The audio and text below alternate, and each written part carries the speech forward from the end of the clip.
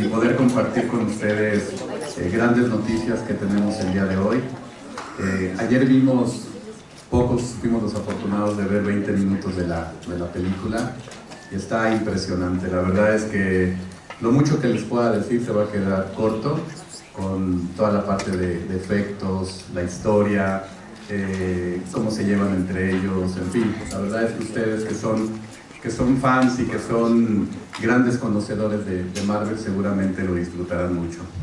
Y bueno, nos encontramos el día de hoy muy emocionados porque tenemos pues a grandes personalidades del mundo Marvel, grandes actores, y la verdad es un privilegio que vengan a México.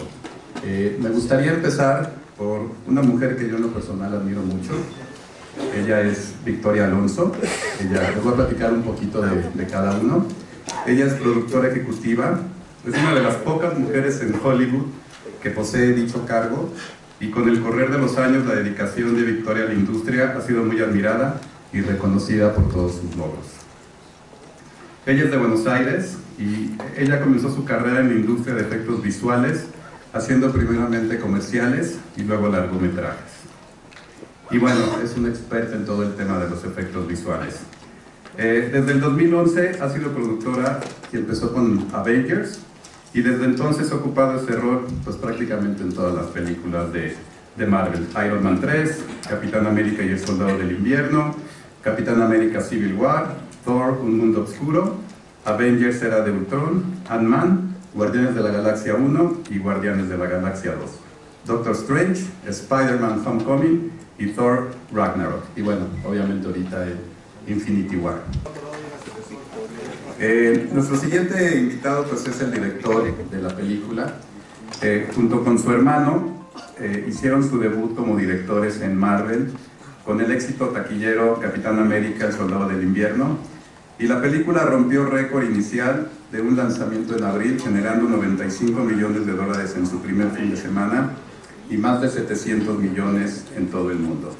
Y bueno, de ahí siguieron la película Civil War, también de Capitán América, y la pareja de hermanos está actualmente editando su esfuerzo como director de la cuarta entrega de la franquicia Avengers, que se lanzará el 6 de mayo del 2019. Pues es una gran persona, es un gran director. Él es de Cleveland, en Ohio, y tienen una parte muy cómica, ¿no? En el sentido de que en 1994 usaron tarjetas de crédito y préstamos estudiantiles para financiar Pieces, una comedia experimental sobre un trío de hermanos con tendencias criminales. Rodaron la película dentro y alrededor de Cleveland con la ayuda de numerosos amigos y familiares, y su apuesta valió la pena, ya que la película se proyectó en los festivales Slam Dance y American Film Institute, ganando Joe un premio al mejor actor por este último. Y bueno, un fuerte aplauso también para Joe Russo, por favor.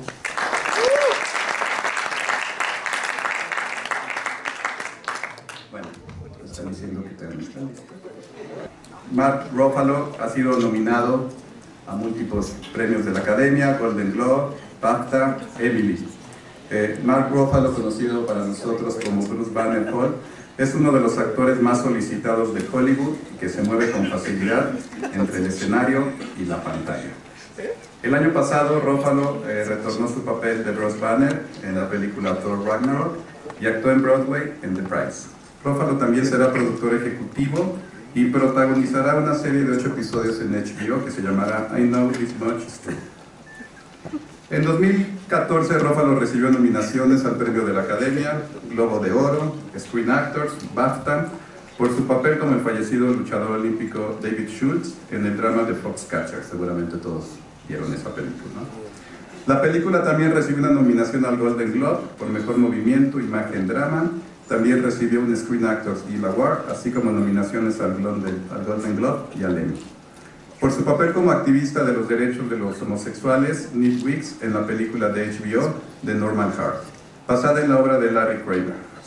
Así que bueno, tiene muchas nominaciones, es un gran actor, y lo más importante también es que Ruffalo aboga por abordar el cambio climático y aumentar la energía renovable. En marzo de 2011, cofundó Water Defense para crear conciencia sobre el impacto de la extracción de energía en el agua y la salud pública. Ruffalo ha recibido el premio Global Green Millennium por liderazgo ambiental y el Mira Gandhi Giving Back Foundation. Fue nombrado People of Matter en 2011 y recibió el premio de Big Fish de Riverkeeper en 2013.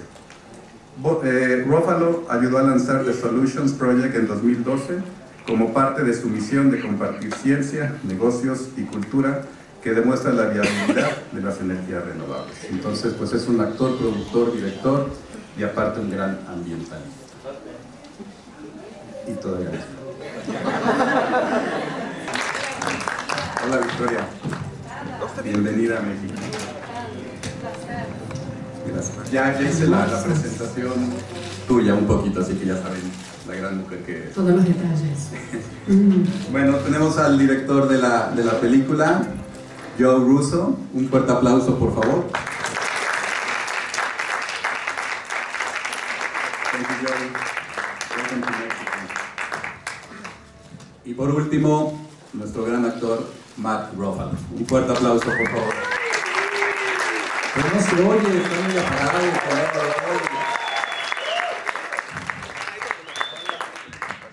Welcome to Mexico, Mark.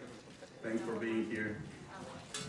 Bueno, vamos a hacer las preguntas y las respuestas.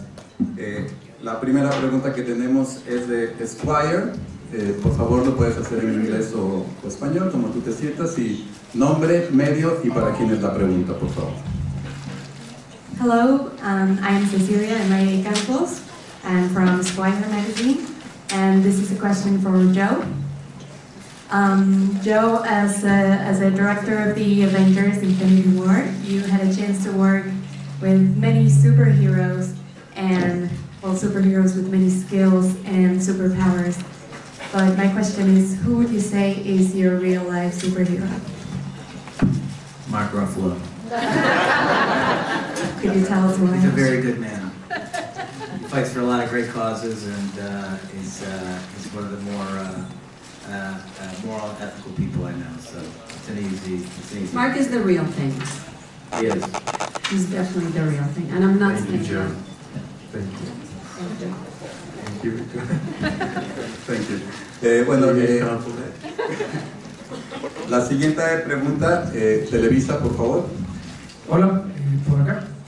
Mark, y para Joe, Mark, en ese tipo de conocer a Hulk en términos de la personalidad, ¿podrías decirme cuál es el mejor momento de amistad o camaradería que ha tenido Hulk con los Avengers? Y Joe, hay muchos rumores entre los fans de que varios Avengers morirán en esta o en la que sigue. ¿Cuál es el papel de Hulk para la siguiente? Gracias.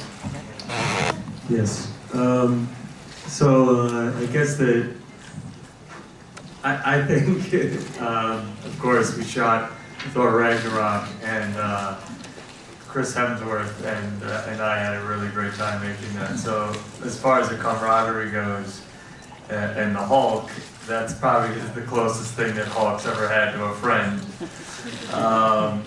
But wouldn't you say the Valkyrie was a good friend too? Yeah, and then Valkyrie, of course. That's the girl. She's girl, his real friend. Not girlfriend, But his girlfriend. His friend Not that's the a girl. girlfriend. The girl that's a friend. La amiga. The friend that's a girl is also his friend. Right? Exactly. He liked her. He likes her a lot more, I think, than he does Thor. But yeah, he loves all the Avengers now. Who he hates the most is Bruce Banner. That's true. That's the most complex part of the Hulk, is that he's a Jekyll and Hyde character, and there's two personalities inhabiting one body that greatly dislike each other, which can create a problem. I think that's what's most interesting about that character, and I think what Mark plays incredibly well in the films is that conflict between this sort of sweet-natured, mild-mannered scientist and this raging, insane Hulk. As far as exactly, as far as what his role is in the future, I mean, you have to see the movie to find out. And you mentioned that there's rumors of the character deaths. I mean, all I can say is that Thanos is coming, and they're going to be high stakes because Thanos is incredibly sociopathic and intense, and he has a goal that is in conflict with what the Avengers' goal is, and somebody's going to win and somebody's going to lose. You know, I think that, you know, you can't have true value to something without an ending. And so I think you have to look at these movies as if Marvel's been writing a book for the last 10 years, that these movies are the final chapters of that book. And some intense things are going to happen. La siguiente pregunta es de Sin Información y Más. Adelante, Liz. Hola, welcome to Mexico. Mi pregunta es para Victoria. Victoria, ¿cómo te sientes después de más de 10 años de haber formado el universo Marvel, poder contar en esta película a tantos superhéroes? ¿Y cuál fue, como productora ejecutiva, el mayor reto que tuviste que tener durante la producción en esta película? Para mí, trabajar en nuestro estudio es un privilegio. Es un privilegio de tener la capacidad de tener historias que inspiran a los chicos y a las chicas. Y tener la capacidad no solamente local, ¿no?, pero global, de que nuestras películas, gracias a Dios, se ven en todas partes del mundo. Yo hace 12 años y medio que estoy en Marvel, porque tardamos medio 2 años y medio a hacer la primera. Pero todos los días que tengo que estar en 3 autopistas para llegar a Burbank, porque vivo lejos, me cuestiono, voy a la derecha es la playa, o voy a la izquierda y son mis 3 autopistas. Todas las mañanas voy a la izquierda y me meto en mis 3 autopistas para ir a trabajar.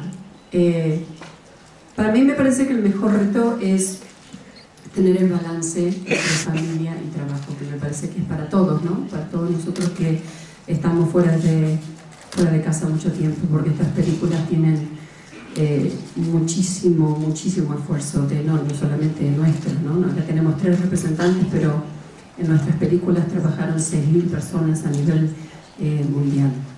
Entonces, tener que tener el balance, 12 horas es un día normal, 16 es un poquito más normal, y hay días como ayer, que fueron 20 horas. Ese balance es difícil de tener trabajo, casa, pareja, hijos y otros sueños, pero es un privilegio. Y una cosa que le quiero decir a México en general, que les agradecemos, vengo en representación de nuestro estudio y de mis compañeros de estudio, Kevin Feige y Lou Díaz-Posito, de muchísimas gracias, y por favor escríbanlo esto en la prensa, muchísimas gracias a la gente de México por tanto apoyo por tantos años, porque México es un territorio para nosotros gigante y una maravilla de tener la capacidad de constantemente nos están apoyando y constantemente queremos saber cómo se sienten y qué podemos hacer mejor. Así que muchísimas gracias. Bravo.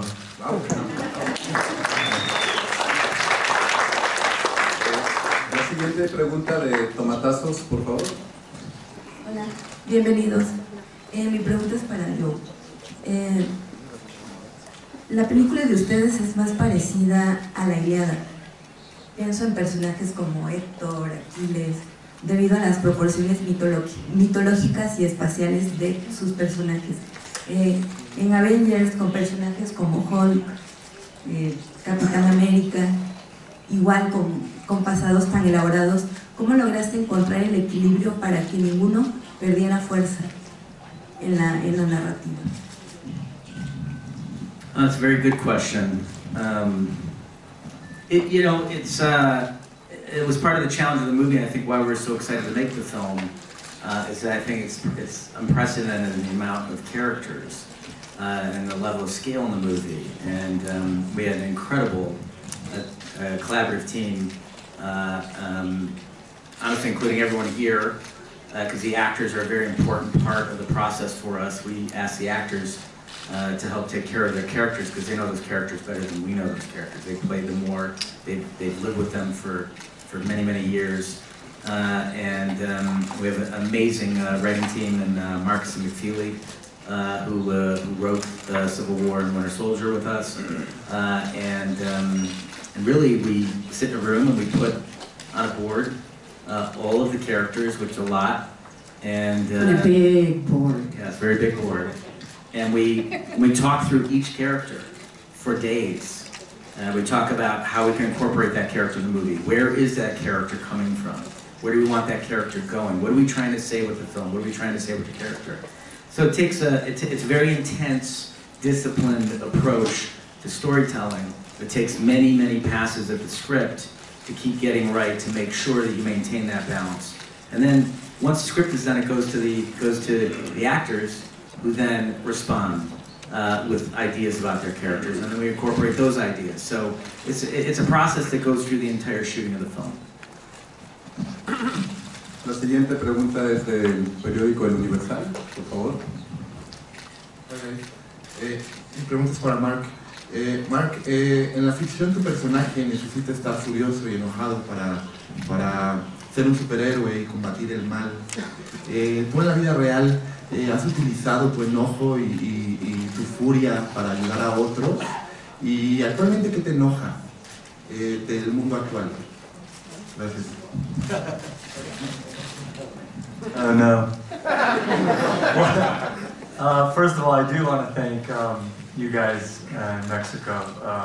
I love this country. I've spent a lot of time here over the years. I'm a surfer. I lived in Puerto Escondido for 3 months.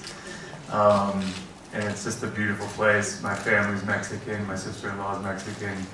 And you're beautiful people. And I want to thank you for welcoming us into your country with so much grace and generosity, even though at this moment in time my country isn't doing the same for you.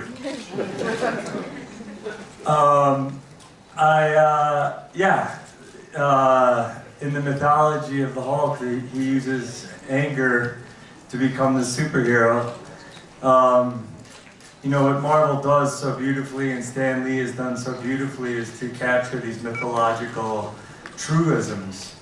Our anger can open us up to our outrage. Our anger can open us up to doing great things for people. Anger can be a positive motivating force. And so they were smart to realize that, you know, it also is destructive.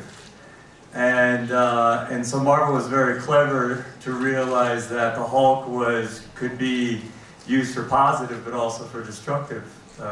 It could get out of control.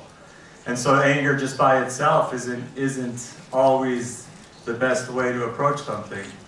But it's a powerful emotion, and when you couple that with outrage or injustice, it's very powerful. And for me, what makes me angry is injustice in the world, and so yes, I've used that anger to also fight for things that I think are bigger than me, for important things, for things that I feel like I could give back some of the gifts that I've been given on this platform and my privilege.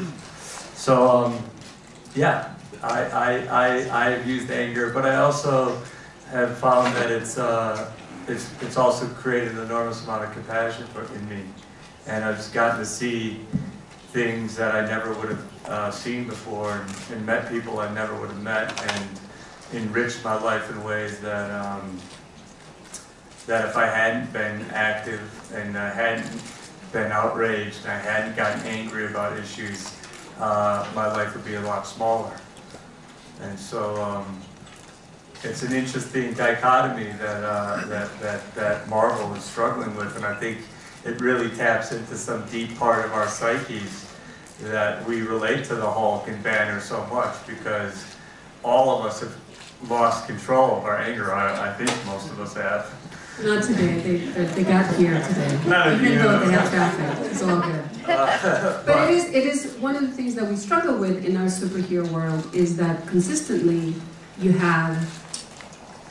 all have the capability of being good and bad, all of us. There's not one of us here that doesn't have that. It's really about the choice you make. And at times we make this choice or that choice. Bad is only in the eye of the beholder or the receiver. So it's a constant struggle when you tell the story of superheroes, that whether they're making a good choice or a bad choice. And that's what we struggle with, and we are all flawed. Our superheroes are flawed, and the beauty of Mark is that he does Mark Ruffalo, not Bruce Banner or the Hulk, is that he has taken matters into his own hand and tried to make a change, which is what I encourage all of us in staying in the kindness of spirit, and remember that we do love each other, and that's far better than anything else that is happening in this world.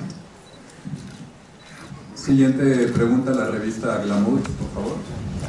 Hola, Elsa López, de la revista Glamour. Mi pregunta es para Victoria. Bueno, es muy diferente como espectadores apreciar todos los detalles en las películas, pero tú que has estado más a fondo, inmersa en estas historias, desde la primera película del universo cinematográfico Marvel hasta el día de hoy con Infinity War, ¿cómo han evolucionado para ti no solo las películas, sino también los personajes? Todos los personajes han tenido diferentes facetas.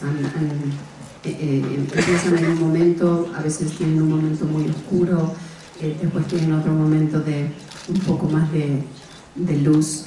Pero como una década es mucho tiempo, no solamente es mucho tiempo para nosotros, ¿no? Como productores y cineastas, pero también para los actores que realmente aman a estos personajes. Me parece que cada uno ha traído ideas de cómo poder llevar un personaje a otro nivel. Y en cierta manera, hay tanto que no les puedo decir. Estoy tratando de evitar cosas en mi cabeza. Doesn't that happen to you? Like you start talking about...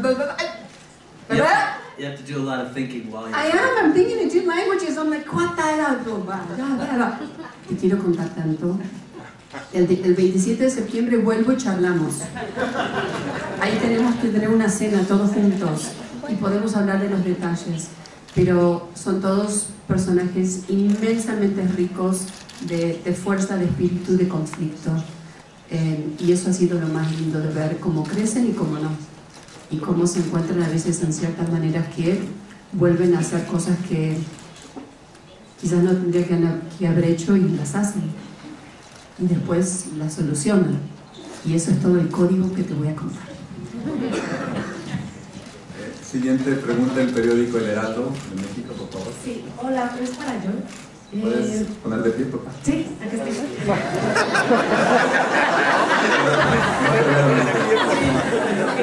Mi pregunta es si hay algo tuyo. Espera.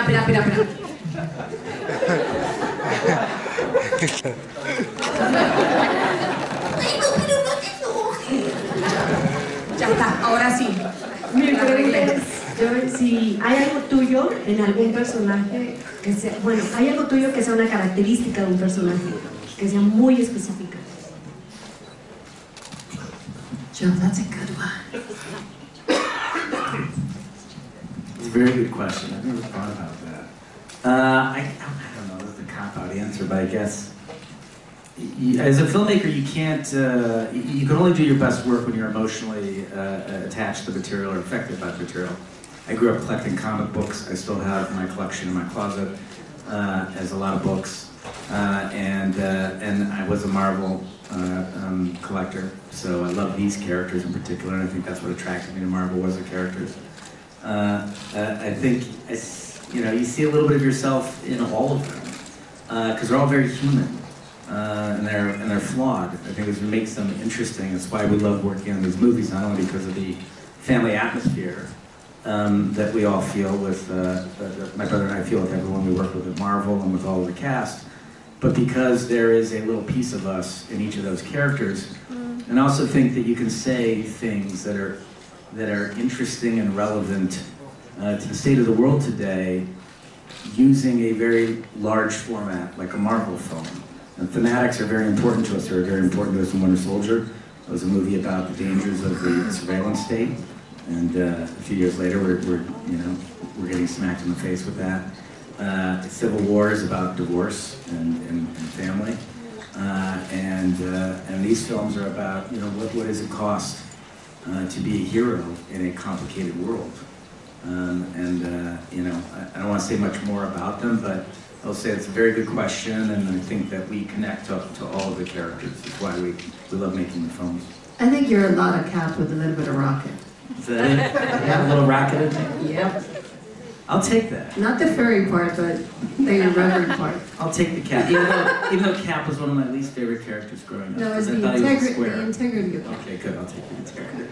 Thank you, Victoria. Siguiente pregunta, la revista Estilo. And you are Captain Marvel. I go binary right now! Just wait. You will know what that is. It's coming. It's coming. Just wait. I think you have a lot of Tony Stark in you too. Yeah. Tony Stark, you think? Oh yeah. What elements of he Tony loves Stark? all the tech stuff. Yeah. I do love the tech. Yes. I like tech. That's true. Very true. So it's a little bit of everybody. Yes. Estilo DF, por favor. Buenos días. Rodrigo Araiza, la revista Estilo DF. Mi pregunta es para Mark.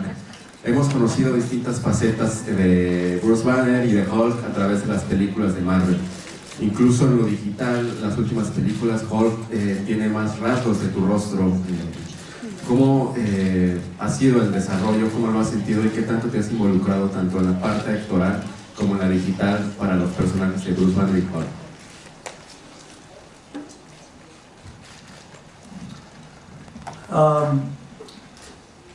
So the technology over the years has really come a long way from when we did the first Avengers.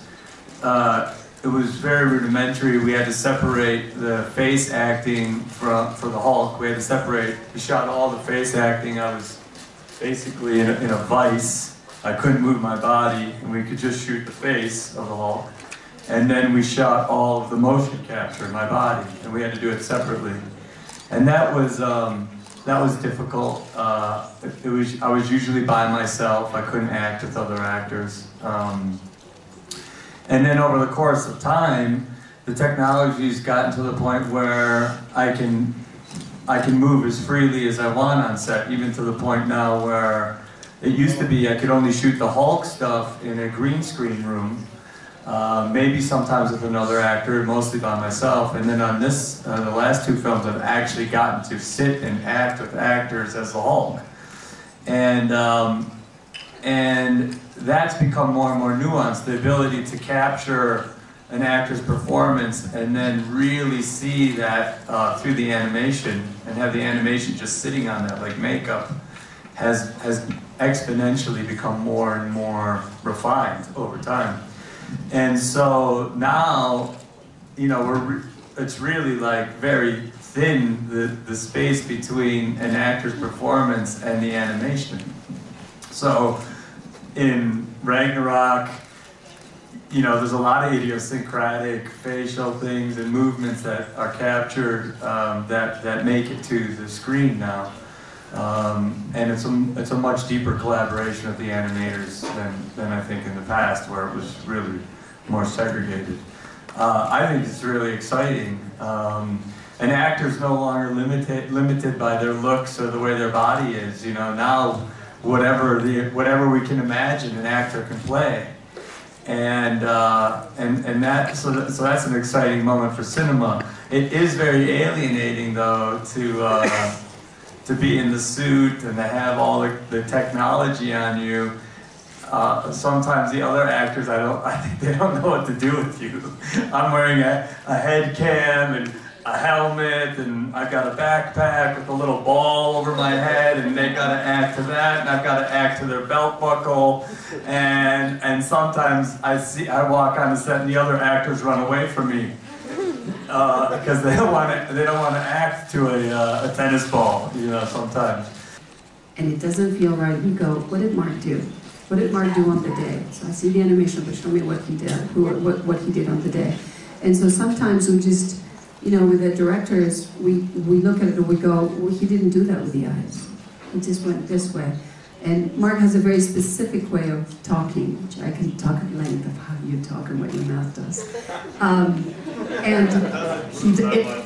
Well, no, but it's very specific, and we brought that into the Hulk, because that's very much who this mixture of Bruce Banner and the Incredible Hulk is. So we in the last in Thor Ragnarok we brought a little bit of white hair on the sides because we thought it was time.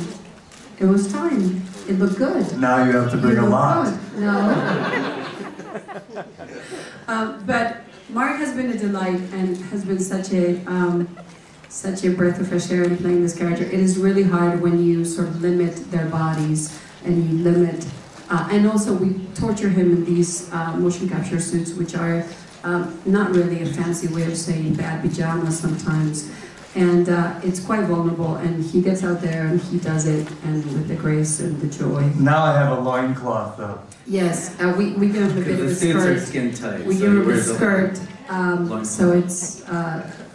It's a modesty. We're gonna make it very chic this very time. Chic. I'm thinking of coming to the premiere in my motion capture suit. I think that'd be very cool. You have to ask questions to the tennis ball. Yeah.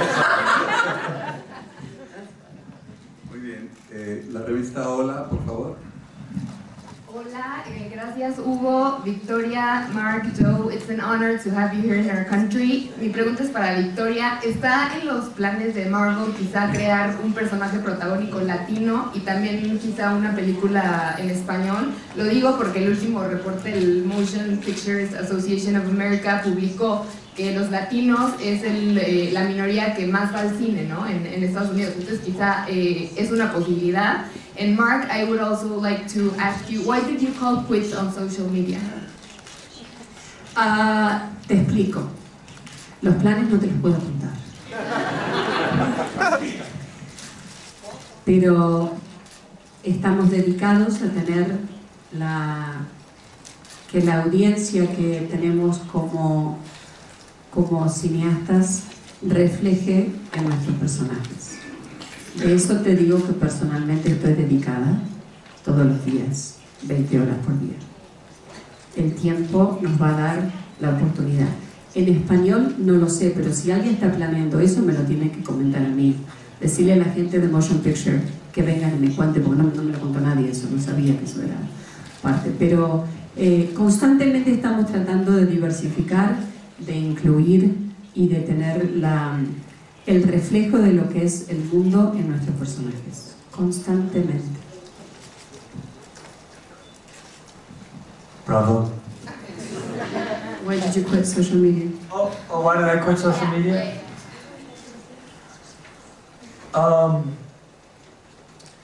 Honestly, I was finding myself really being consumed by it. And the tenor, the nature of what was happening there was starting to feel a little toxic to me. And the antithesis of what I felt like we need right now in my country, maybe in the world. There's a meanness that has been engendered there that I don't think is particularly healthy for us right now. But beyond that, I just wanted to focus on some other things, my family predominantly, and some other projects that I've been interested in working on, and a little bit myself for a moment. So I'm a radical on sabbatical.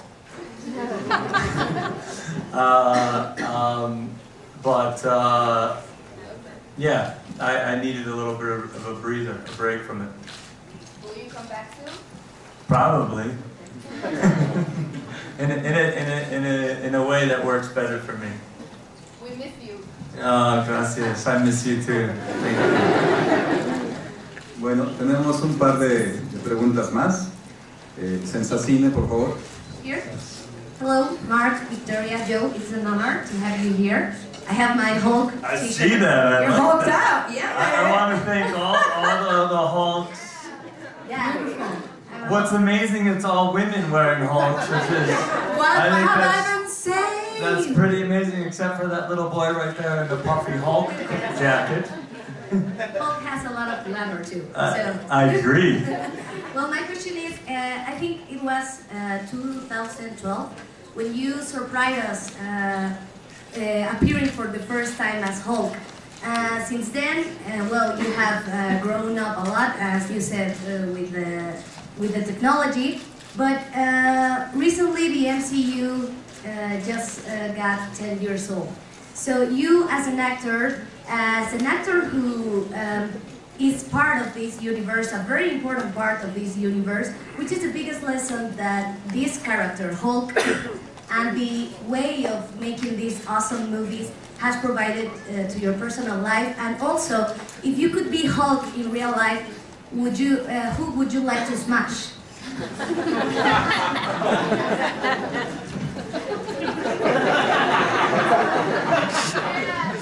We know! The Abomination.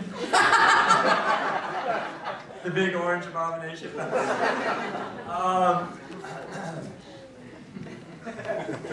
I'm kind of a loner by nature. You know, as an actor, you're coming up, you're struggling. It's very competitive. It's a very lonely experience. You know, even when you do get a job, you're only on that job for X amount of time, and then you're off again, and you're looking for another job. And it's a very solo journey, and so you learn to be a survivor as a loner. You know, you learn to not have to count on people, or you learn how to have to take care of yourself, and so on and so forth. And that has its own merits. There's good things that come with that, self-determination and learning to fight for yourself and all those things. But it's also lonely. But what I've gotten to experience and I've learned from the Marvel world is family and friendship and continuity and being open to a collaborative experience, and knowing that there's people there that are always with you and always on your side, and it's a second kind of family. And that's been very, now we're 10 years old, and we're all getting old, and maybe or maybe not, some of us might be leaving. And so... You left social media, but where are you going? I might be leaving. I might be leaving. And so I'm reflecting on what a beautiful journey it's been with these folks. I've seen people get married and divorced. I've seen babies grow up. I've seen people, do amazing accomplishments and have other amazing parts of their career open up to them. And so I've learned a lot about the community from my Marvel experience. Yeah. Con gusto. Tenemos una última pregunta de la revista Veintitantos, por favor. Hi Mark, Victoria has been speaking about it, but for you, how do you think Avengers can inspire young audiences to team up, overcome differences, and achieve great things like make a better world? That's a great question. There's one thing that I think the Marvel Universe does really beautifully is every single time they all have to come together. Whenever they try to do it on their own, it goes terribly wrong. And they're always constantly forced to have to sublimate their egos, and they always have to learn to work together. And they always have to, when you go into Civil War or something, you see what division does and how toxic it could be. And now we're coming out of that. What they're constantly forced to do is work together and find their commonality. And that's based on a goal about what it is to be decent in the world, what a decent world looks like.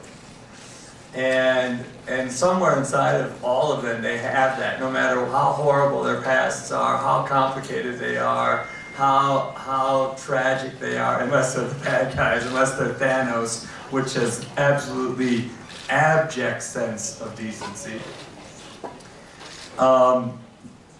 that's how the Marvel Universe works. And what we're seeing is the manifestation of that growing. We're growing as a culture.